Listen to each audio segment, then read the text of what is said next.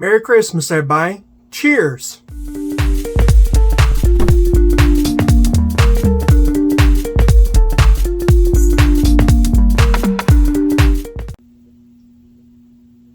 Welcome to the Four Seasons. I'm your host, Ken Johnson, and today we're going to be talking about the Christmas wine. So, a lot of things have happened with this Christmas wine that were unexpected, and that's what happens with home brewing. One of the things I mentioned in the last episode, and I don't think I said in the part 1 of the series, I should have. This brew had some funky notes. Best way to say it. They're basically sulfur compounds. Sulfur dioxide is the most common compound that you get in the fermentation process. And so it will give notes of cheese. Some people say it smells of foot. So you get these really bad smells. And if it's allowed to stay in the brew and you don't off gas or do anything to negate it, then these sulfur compounds basically turn into other compounds that are harder to get out. And so one of them is a compound that is associated with onions and garlic. And so that's the reason why you cry. It's basically creating a tear gas when you cut open the onion. And you got all these nasty compounds that is great for an onion, but it's not great for wine. So one of the things I've got to do is I've got to off gas, and so that just means time. That means I can't bottle it. That means I have to let this ferment sit. It's really not a ferment, but it's considered a ferment. It's really conditioning. So I've got to let it sit. And so that will be a problem. Now, I say a lot. I'm sorry about that. Some wines do funky things, and there's a number of reasons for that. So we're going to talk about that in a minute, but first I want to see where this wine really is, because I haven't tasted it. 3 days ago, it smelled of feet and cheese, high sulfur compounds, not appealing. Yesterday and today, it smells like somebody cooked a Christmas ham, which is not appealing for a wine. But I have learned over the years that just because a wine has these smells does not mean that it's bad. It just is a part of the fermentation process. So as a home brewer, you need to know this. So we're going to try this first, because I think this is one of those cases where I owe it to you, the viewer, to do this episode, but I owe it to the wine to do what I think I'm going to do. But I've got to find out first, and the only way you know for sure is to taste. So first thing I'm going to do is what they call a short sip. It does not mean a short sip. I'll probably take a pretty good glug. That's just swallow it, initial impression, and it acclimates your tongue. That's all it is. You're getting your mouth ready for tasting, because at first impression, you're going to get alcohol, the burn of the alcohol. You're going to get all these flavors hitting the tongue. This is a chance for the tongue to get kind of used to it all. So we're going to give it a shot and do it first. But first I want to smell. And when you just take it and do like this, and some of the ham went away. So that's important. Just doing this right here, that's off gas and some. So I know it's got to off gas more. But I still get some ham notes. So that means it's got to sit. I can't serve this to people and then smelling going, ham? Where's the ham at? I don't want to serve a wine with ham. So that tells me first thing. I mean, I'll have wine while I'm eating a ham, but I'm not wanting somebody to just grab a glass and be getting ham notes. So it's still got some funky smells. Still kind of masking the scent of the fruit and spices. So that's not good. Now the first sip.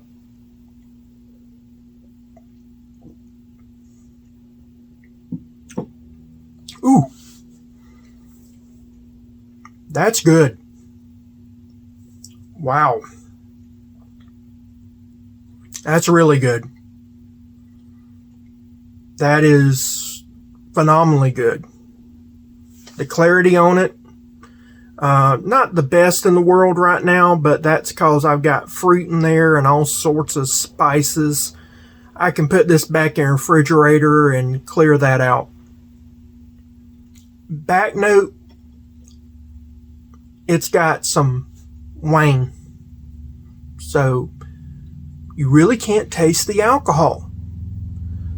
That's shocking, because this is with champagne yeast. I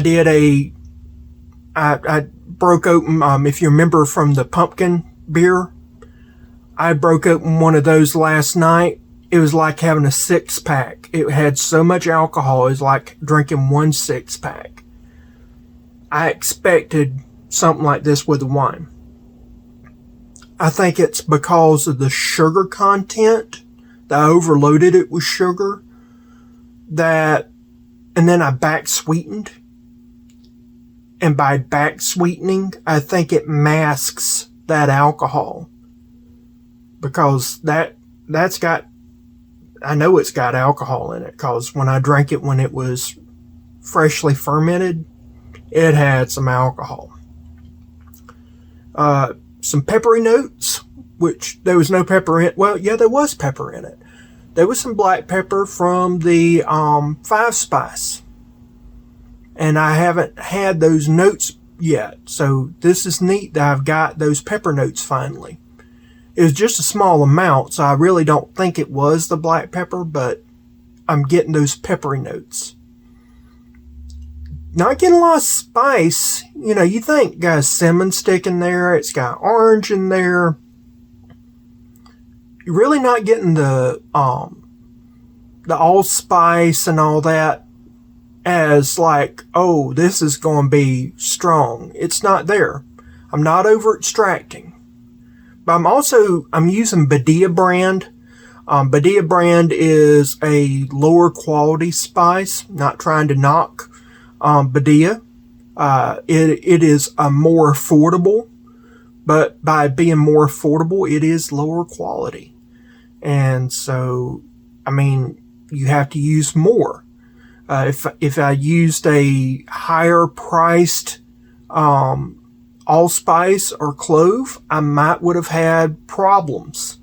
So I tend to go for the cheaper spices in my brews. One, because it's cheap, and if it's an experiment like this one, I really don't want it to taste bad. I don't want to over extract. I don't want that mouth numbing feel people have with cloves. So a lot of times the quality of your spices matter greatly. My rule of thumb when I am cooking, use the best quality spices that you possibly can afford. They generally are stronger, better, more potent. Get rid of those spices within, I would say, 4 months. Don't use them. Brewing, use cheaper. You'll use more, but it's better to have a weaker component and not over extract. So like with cloves, that's very important. So let's do a long sip. So this right here is just where I take a sip and I hold it in my mouth a little bit. So you're going to see me swishing around a little bit.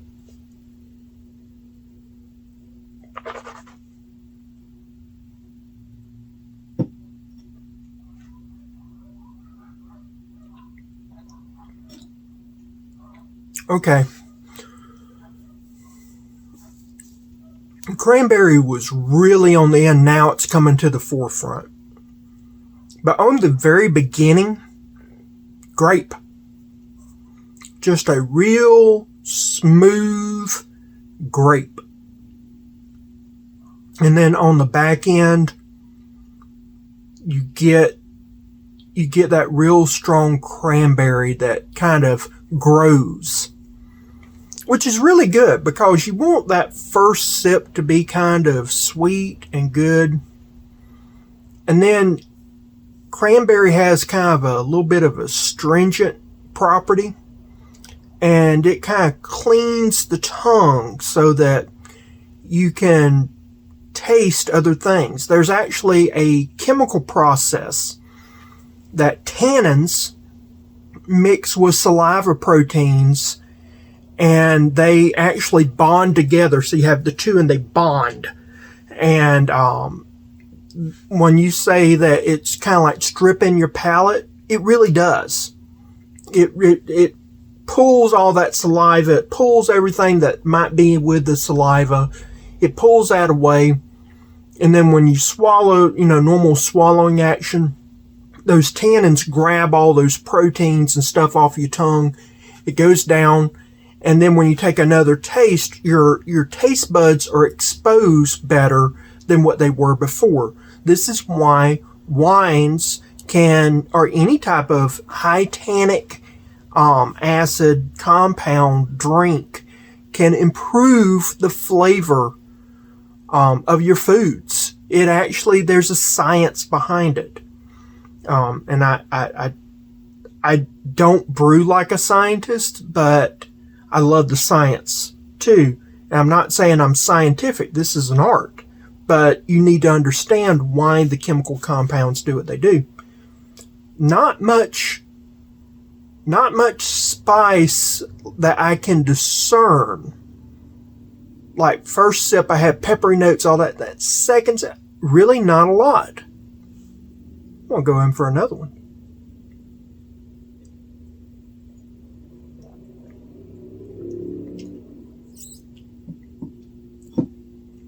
Yeah, just really sweet, really fruity, a little bit of bite, not much. And then now it's growing. See the time, you're at real time. That's what I love about these tastings. You can tell, you can count the number of seconds, and then it's just growing now. So I'm still getting flavors as I talk to you. And you're now able to understand what you should be experiencing as well. So why did we have these footy notes? Why did we have this thing, all these issues? Would I serve it to somebody right now? Would I drink it right now? What are my overall impressions? I'm not going to grade it. Some people grade their wines. I don't. There's no need to do that.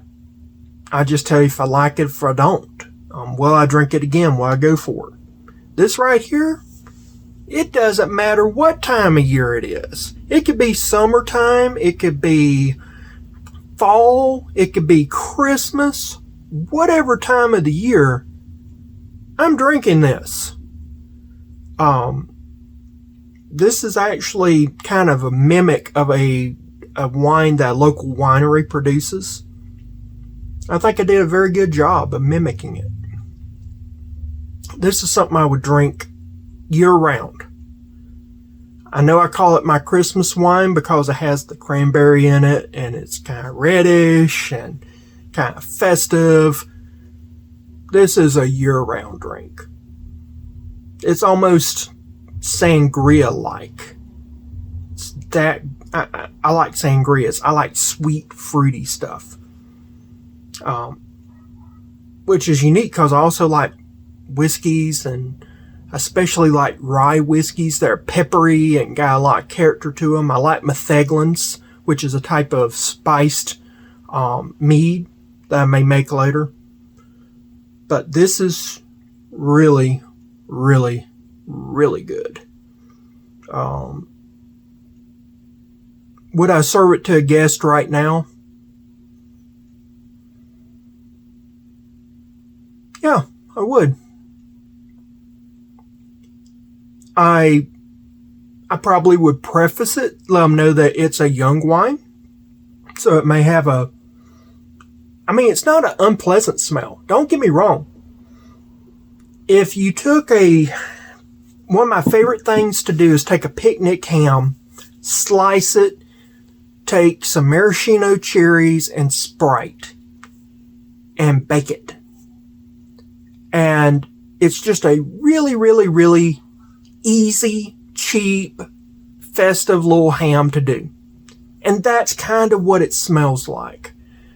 There's some fruity notes, some acidic notes, but then you got some salty, savory notes underneath that is, in my brain, ham. Because what happens is your brain is trying to make a memory log to associate things with. That's the reason why Southerners speak in metaphors. If we use a metaphor, we can tell you in less words what we're thinking, and then you know what we're dealing with without there being ambiguity. So the brain does something very similar. So I'm picking up ham because it smells like ham to me now. There's no ham in it. Somebody else may smell something different, but it smells like ham. It smells like one of my little picnic hams that I do, one of those little water hams, the cheap ones. But yeah, I just smell that. I would just preface it and tell the guests, hey, look, this is a really good wine. Trust me. It's going to have a little bit of a off smell to it because it's new. It's green. It's new. It's young. I'm going to let this sit. I'm not getting the orange flavors, the citrus notes that I really want, and I probably never will. It's hard to get a beverage infused with citrus. And if you do, it takes a long, long time. It's going to take a long time for the spices to set. So what I'm going to do, I'm going to let this sit. I'm probably not going to bottle it until maybe March, April. That lets you know how long I'm letting it sit, conditioning.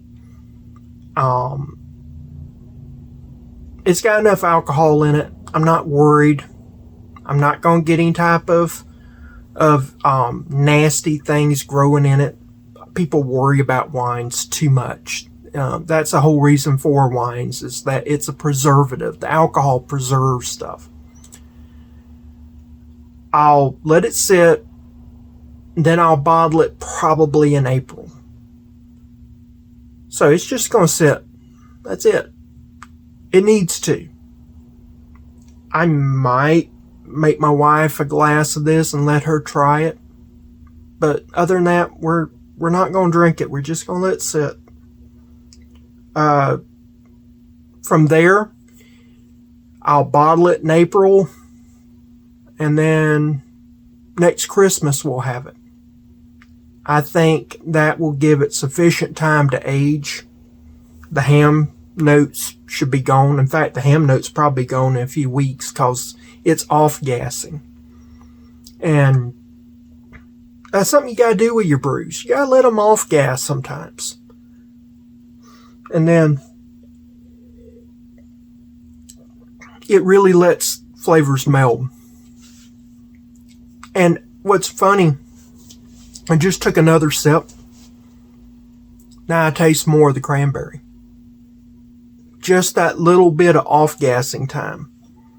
With a redder wine, you should actually let it sit for about an hour before you even drink it. So, I just poured this. I'm doing the video. I'm telling you how the flavors are changing. But really and truly, the flavor has already changed significantly since we started doing this video. So why do we have the bad smells? A lot of homebrewers, especially those on YouTube, will say that I stress the yeast. And they believe that yeast goes through a metamorphosis and that they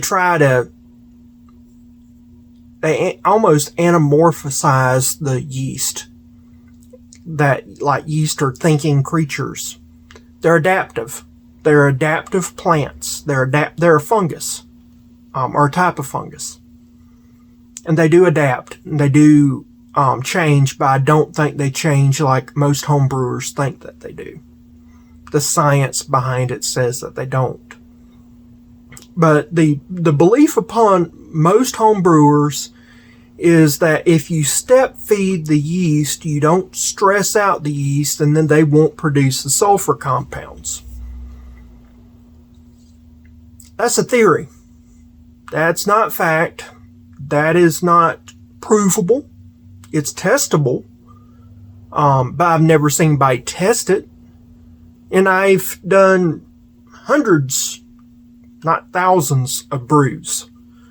And I have done the same exact thing. Sometimes I get sulfur compounds, sometimes I don't. Sometimes it's the fruit, sometimes it's not. One thing it could have been the spices. Generally speaking, it is better to back season your wines with spices or your meads with spices. A lot of purists will say, well, I'm doing a metheglin, so therefore it's got to be done in fermentation. Okay, you're correct. But you start putting clove, cinnamon, all these medicinal spices in your brew, you're going to impede yeast growth. And when you impede yeast growth, there could be some sulfuric compounds that you're creating. So you need to be aware of that. That might be it. But I also do a lot of research into what commercial wineries, meaderies, breweries, what they deal with. And they do some stuff that no home brewer would ever do. And they have science and access to science labs that no home brewer has access to. So I go and I do webinars and things of that nature. And a webinar that I just participated in, one of the things that they talked about was sulfuric compounds. The number one reason that they attribute to sulfuric compounds, not the yeast, not the ingredients as far as the grapes or whatever.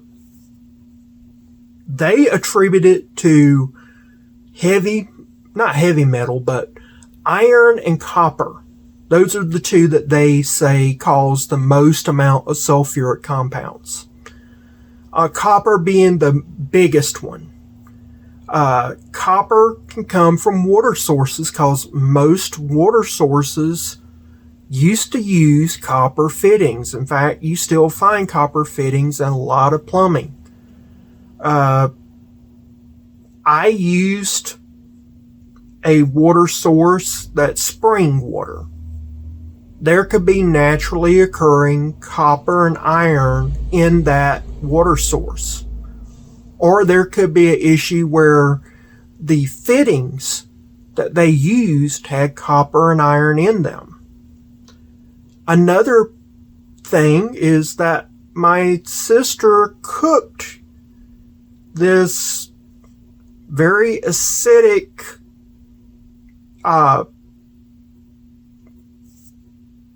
cranberry sauce in a pot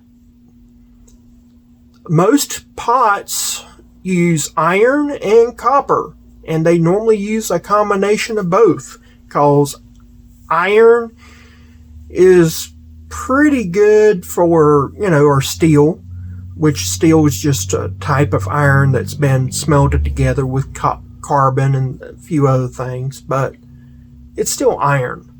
So you got iron and then copper. Both of them are great with heat retention. So a lot of times they mix the two.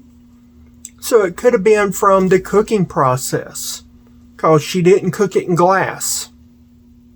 And she probably used water that was tap water. That tap water, I know it's got copper fittings in it. I know that house. It could have came from that.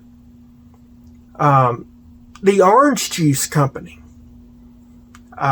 they could have gotten some oranges that came from some place that had a high amount of iron or a high amount of copper. Or they could have, especially if they used a concentrate, which I think that they did, when they reconstituted it, that water source could have had it in there.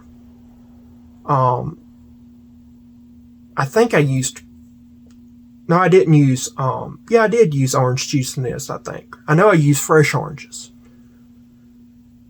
The other thing is that I used a fresh orange. They could have had a water source contaminated by copper and iron. Especially on farms, if they use well water, you get that. And if you use well water, you can get that. So a lot of the issues normally is water, or what you're cooking your items in if you're doing cooked product. I think that's where the sulfuric compounds came from. This cleared out. One of the other issues people have is what they call pectic haze. Pectic haze is a real thing, but a lot of wineries don't have that problem. A lot of cider places don't have that problem. One of the number one reasons that a lot of them say that they get haze is actually from iron. Iron will cause a haze. So you can get too much iron intrusion and you get iron haze. It's a real thing, especially with some of the big wineries, meaderies, cider places, breweries. They have to worry about that. So it may be that I didn't get a haze. The only haziness now is because I had some oranges and stuff in it. It's still going through conditioning. It's still working. Once I take that out and I bottle it, it'll all settle. And then once it settles, it'll be crystal clear. I have no doubt about it, because it was crystal clear when I cold crashed it. It only took 2 days and it was crystal clear. It was like gemstone quality. So I don't see that as being a problem.